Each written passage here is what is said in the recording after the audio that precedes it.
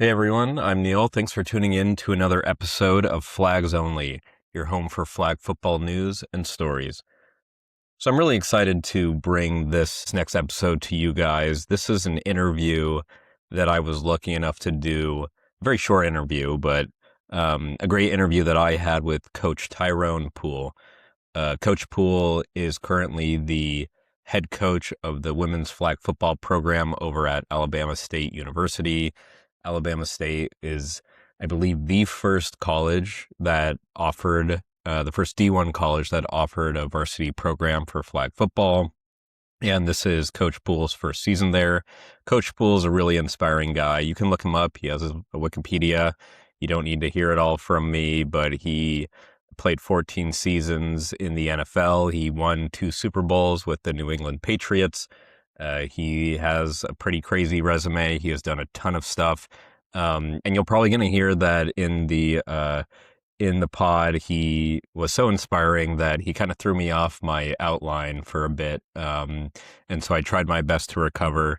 But it was just really cool to talk to a coach who's there doing this right now with the flag football varsity program. Again, he is with Alabama State University.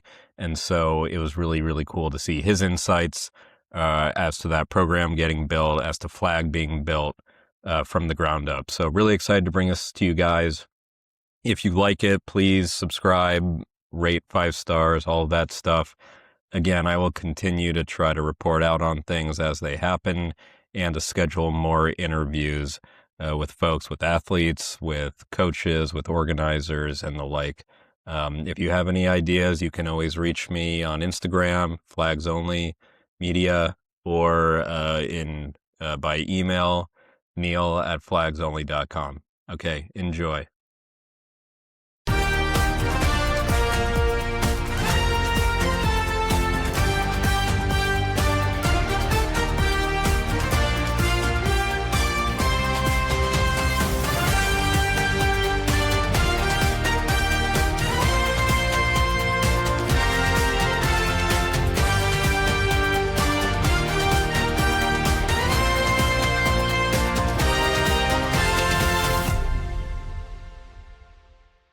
All right, let's get this started. It is Tuesday, April 21st, and I have the privilege and the honor of having on Coach Tyrone Poole joining me on the Flags Only podcast. I want to quickly just go over your resume, Coach. This might take a while because you're a bit of a renaissance man.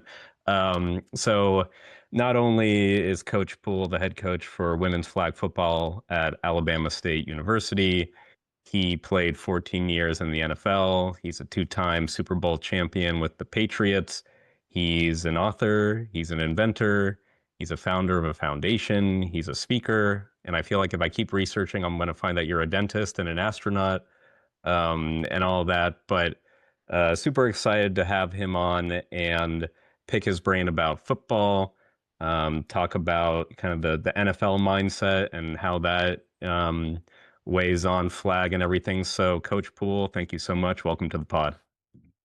Thank you, Neil. Thank you for the opportunity to be on Flag Podcast. I think you guys are doing a great job, and it's going to be a lot of opportunities, believe me, to broadcast about flag football because it is growing. But again, thank you and thank God for this opportunity to inform people about flag football. Absolutely. Yeah. No, that all resonates with me because this is really a passion project for me, Coach, and just bringing awareness, getting to talk about it. It's such a privilege getting to have you on my pod and talk about it. And I really feel like you're obviously boots on the ground. You see what's happening, but flag is like, it's the sky's the limit on flag right now. And with everything going on, it's just really exciting to watch. So I definitely want to jump into things, but before I get into some of the meat of flag football, so given what I just said about your resume, when you're on a plane and you sit down next to someone like, oh, what do you do for a living? Which one do you pick first? Do you go inventor? Do you go speaker? Do you go flag football coach? I'm just curious, like what stands out to you right now? Well, basically, I start with who I truly am. Yeah. All those things that you named are things that are associated with the origin of Tyrone Poole.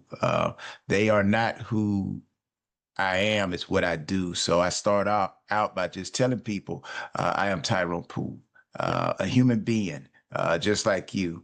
I just happened to have done some extra extraordinary things, but I am just like you, an original person. I breathe oxygen. I don't fly over buildings. I am an original person, ordinary person. I've just happened, praise God, to be blessed to do some extraordinary things that I've taken advantage of. Yeah. Well, I was going to say you said ordinary, but you're an ordinary person who you nailed it. You've done extraordinary things. And I don't know. I want to talk about flag football, but what you were saying actually was kind of hitting me in the feels because I think a lot about what, when people ask me, what do I do and who I am? And I feel like a person's identity and what we bring to the table is such a beautiful tapestry of a lot of different things, like where we came from, where we are now, the people we've been lucky enough to encounter, the things we've gotten to do. And, of course, like my life is probably a little less interesting than yours in comparison. But I just want to, like, again, before we get into flag, you just kind of rocked me with that one. So that was a really beautiful sentiment. So I just wanted to acknowledge that. Well, believe me, Neil, you have greatness. I always tell people that not only you, but anybody listen to this podcast, Yeah. everything that you want to be in the future, everything you want to be in the future is already inside of you. The seeds already been planted in you. You're nothing is coming to be implanted or nothing was left out. Everything that you want to be, and everybody watching this podcast wants to be, is already there. What you have to do is discover. Discovery is the most important thing, even in business. Identity, like you said. Who am I? What do I have? What can I do? And once you discover that, you're going to see the things that were hidden start to grow. And you're going to see that you are bigger than what you are right now. So I always tell people everything you want to be in the future is already inside of you. You just got to go discover it. Yeah. I mean, what you said. So I would love, maybe I'm going to schedule some different time to just talk about myself with you and try to get some tips and everything. You were talking about, I know our listeners obviously are not that interested in me. They want to hear about flag football. So and I only have you for a limited amount of time. Um, and maybe when we end this, I want to talk to you more. But what I was going to ask is you were talking about seeds being planted and things growing. And turning away from me and my identity, going to flag football, the seeds are being planted and we're seeing that tree grow right now with flag football. You were just in Arizona for the Fiesta Bowl Flag Football Classic. I believe your team was in that. Yes, yes, great event. Yeah, yeah. Tell me about that because I wish I could have been there. I live in New York, so I'm a bit of a hike away. But tell me about that. Well, Fiesta Bowl, as everyone has heard, the Fiesta Bowl with the tackle football. So the Fiesta Bowl Foundation actually came up with the idea to jump out first and create a Fiesta Bowl flag tournament. And I believe they, just like Alabama State University, they see the vision. They are 360-degree thinkers. They are forward thinkers. So they know that the NC2A eventually will create a championship series. So the Fiesta Bowl committee has already jumped in front of the Sugar Bowl, the Rose Bowl, the Peach Bowl, the Orange Bowl, Cotton Bowl, and they have said, hey, we are the first to understand where flag football is going. So we are going to put together a tournament and we're going to see how it's going to work.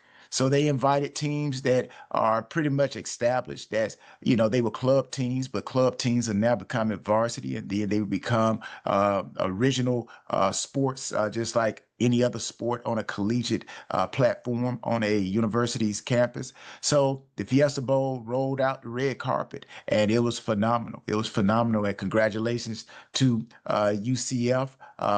They came away being the champions, but it was great exposure for USC, all the fans for the Trojans, ASU, Arizona State, of course, Alabama State, Grand Valley, Charlotte University, the Georgia Bulldogs, the Florida Gators. It was a great blast of an opportunity. And I believe this is where flag football is going. You're going to see the Cotton Bowl follow, the Orange Bowl, like I named all those other committees. So hats off to the Fiesta Bowl committee for being visionaries. Absolutely. Yeah. I mean, for a tournament like that, I think you just mentioned that more on the way. Do you do you know if there's any more planned coming up, or you just obviously you hear the whispers and everything, and you know what's coming up? Just curious about that. Well, you always hear things coming, but a wise Mm. man once told me you don't start building on that concrete until it cures. So I won't let anything out until it's final and it's Yeah. concrete. So, but I do believe if I was a person speaking forwardly, Yeah. that yes, what I just named, I believe is coming. Flag football is a phenomenal sport, giving these young ladies and women an opportunity to get better. Plus, it's going to give the Olympics an opportunity to be able to draft and try out young ladies that are very experienced, maybe faster, maybe quicker. So it's going to be very competitive. For the older people, older women that are playing flag football, now they got a rivalry with these young ladies who are just as passionate and eager to win a gold medal as well. Absolutely. Well, something I love. So I'm, obviously I'm not a athlete on any level near you or your team, but I play in a local rec league, and I just love how everyone's competitive, but the vibes, like everyone, it's like such a welcoming community, the flag football community, and I'm sure it is the same for your squad and everything. But really, I've just been so amazed at what people are building and that openness to competing, but competing in such a way that everyone feels welcome. And that's one of the coolest parts about Flag to me is how it's opening doors to people who just didn't have it. And something I really wanted to ask you about, given your background in the NFL, I was listening to, I think Drew Brees was at South by Southwest a month ago or so, and he was talking about how, back not that long ago, flag used to be a pipeline maybe to the NFL, that people would play flag in youth and high school, but then sort of convert onto that NFL track, and how that's totally shifting. And flag is now its own pipeline. It doesn't have to lead to the NFL or anything because we have pro leagues that are going to be coming up in 2027 ahead of the Olympics. I just I'm so curious, again, having the privilege of getting to talk to you from your perspective. Are you at all surprised about that pipeline being built now? Or, like what are your perceptions of that? My thoughts about it is I think flag football was a sport that people really didn't take serious. Whether it was a pipeline to the NFL, I don't know about that one. But I do think, people didn't take it serious. It was probably flag was considered like a hobby. It's a Yeah. hobby. We go out and it started with touch. Right? Touch football, right? Touch football. And then, okay, hey, let's make it a little bit more competitive. Let's put, some hanging things on outside and see if we can pull those, right? But whether or not flag football is a pipeline to the NFL, I don't know. But I do know that flag football is a very safe sport, very competitive at the same time. I think that's a big draw. In high school, they used to call it the powder puff game, right? But now you see in high school, they have a full schedule, right? So I think it is a sport that people are becoming aware of that is safe, competitive, plus it gives young ladies an opportunity to relinquish or minimize the financial burden of going to college because now colleges are going to offer scholarships in the future. So this is another way to pay down that tuition and be able to go to a school to get yourself academically, get an education, and then from an athletic standpoint, be able to play a sport that you watched your brother play when your parents told, the daughter, hey, let's get all dressed. You got to go see your brother play in the championship game tonight. Or the father said, hey, back in my day, this is what I did. Here's my film. Now these young women can talk to their children and say, hey, I was a part of the first ever. We won championships in flag football. This was our theme. This is what we did before every pregame. So it kind of bonds everybody in the family so everybody can have a story to tell. So flag football is opening up opportunities, and history is being made every day in every game. Yes. Yes. Yeah. I mean, I love what you said because on my podcast, so like this, the Fiesta Bowl, that was the first, the collegiate tournament, the first Fiesta Bowl for flag football. And I try to talk a lot about going from 0 to 1. Like we were getting to watch all this happen for people who didn't have this opportunity before.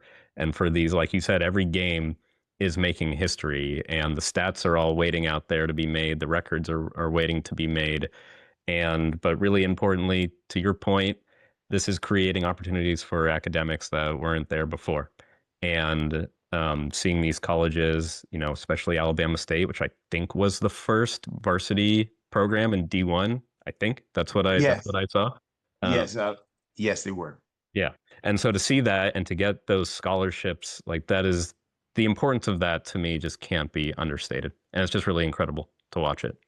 Yeah, and again, shouts out to Alabama State being the first to realize and understand that women have an opportunity to do something they love. So Alabama State rolled out women's flag football, and so kudos to the athletic department for realizing that women have a place at the table as well. And then you see other schools rolling out. Nebraska, I believe they became the first D1 Power Four program. But I always tell people like the old movie Talladega Nights. Ricky Bobby told him, said, Ricky, if you're not first, then you're last. Yeah. So again, kudos to Alabama State for being visionaries to step out there, the Jackie Robinson of flag football, and say, hey, we're going to be the first to say that women should be playing flag football in college and it should be a sport. So Yeah. but everybody else, hey, welcome to the party and continue to open up opportunities for these women so that they can have a future. Absolutely. Yeah. I was talking last week, my last pod, it was I did an interview with Matt, who's a flag footballer in Wales in the UK, which is something else that's very cool about this is how global it is. But I was talking to Matt about how he's a content creator for flag football, and how he got hooked into American football originally because of the Odell Beckham catch that we all know. He saw that on YouTube and it was like, wow, there's a sport out there that looks really fun. And this is, a guy from the UK. And so, something that I was thinking about what you were saying is that again, sort of having that opportunity that like we are building, you're building, your team's building, like something that people is going to pay dividends for kids, teenagers 10 years from now, right? So like we have the Olympics coming up in 2028, and maybe someone is going to watch Alabama State right now, a 12-year-old or a 15-year-old girl, and she's going to be competing at the 2036 Olympics, or she's going to be on the pro leagues in 10 years. And it's just so amazing that we're getting to see that being built on, your shoulders, the shoulders of your team, and everyone who's putting in the work for this stuff. Yeah, I agree 100%. Yeah, yeah. Something I want to, like I said, I know you're busy, and you have a team to coach, so I don't want to take up too much of your time. But something I really wanted to jump in with you is, how that NFL mindset, like what you're bringing to your team, because I don't know if you watched the Fanatics flag football with the Team USA guys versus your former quarterback Tom Brady and those guys. And I thought that the NFL guys would show up and I thought it'd be more competitive, but they really got smoked. I don't know if you were surprised. I'm curious as to your thoughts on that. No, I wasn't surprised. The commonality of tackle football and flag football, there are some similarities. Flag football really, in tackle football sense, is 7-on-7. In a practice, we go 7-on-7. We're taught schemes, we're taught coverages, and we run up and we tag off. So there is where the similarities of flag football and tackle football come together. But then there are other pieces, right, that are not done in tackle football that's done in flag football. The center is eligible to go out for passes. You can toss the ball, right? You can do all kinds of weird plays, so to speak, that in traditional tackle football, you're like, hold on, that is an illegal formation. Yes. So I think from a physical standpoint, the board is similar. Yeah. Far as the players, you got to think it's a mental game, it's a physical game, camaraderie, chemistry. But I do believe if you give everybody an equal opportunity to prepare, Yeah. right? It's just like when they had the Super Bowl, make a quick example. When they gave the teams more weeks to prepare for the Super Bowl, sometimes it didn't work as they would like, but sometimes it did. So I just feel like what I'm trying to say is if you give these professional athletes, which we are trained, our bodies are trained to do this, right? And I'm not saying that flag football players, the Olympians, they're not, they train as well. But I do believe if you give each of them an opportunity to study the playbook, to understand the rules of the game, then you will get a more competitive game. I think you had the NFL guys coming in with a mindset that, hey, this is like putting on a helmet, shoulder pads, and the flag football Olympians and those who have played it for their lives, they're like, hold on, you guys don't understand. This is Formula One. This is not NASCAR, Yeah. right? Even though we're driving cars, Hmm. this car handles a little bit different than that NASCAR that you're used to driving. But I do believe if you give that NASCAR driver an opportunity to drive that Formula One car for a while, they'll Yeah. get used to it because we're doing the same thing, Yeah. right? It's schemes, it's coverages, it's making plays, it's throwing the ball. And so I think with the next opportunity that this happens, it's going to be more competitive and it's going to be a great showing. Yeah, yeah. I mean, you mentioned a center being able to leak out and take passes. In my first game of my rec league season, I was taking center on defense, and this guy kept cooking me every play. He would just get out and get these short gains, and I was getting a little frustrated. Like, how do I cover this? And so I'm sure you and your team and your staff are really crunching the playbooks and everything.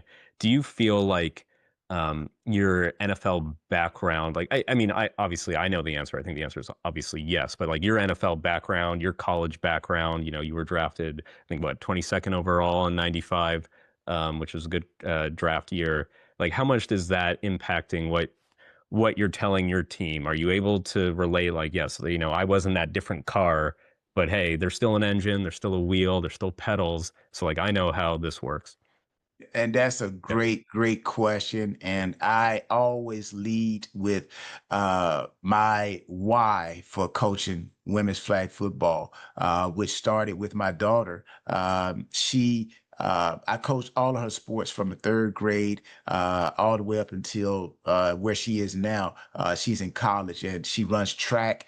So when she was younger, I coached her track team, her flag football team, her basketball team, her softball team. So I've had a great history with the femininity of the athlete. So being a professional athlete, going to the highest level, I've been to that mountaintop, as we know, and I've seen it. So my purpose is to come back and show all of these young ladies who want to understand what it takes to maximize mentally, physically, and spiritually, because that's what it takes. Those three elements, the triangle that I call it, if you want to be a great person or a great athlete, you have to have great teachers that have experienced what you're trying to expose yourself to. So I'm teaching these young ladies what it takes physically.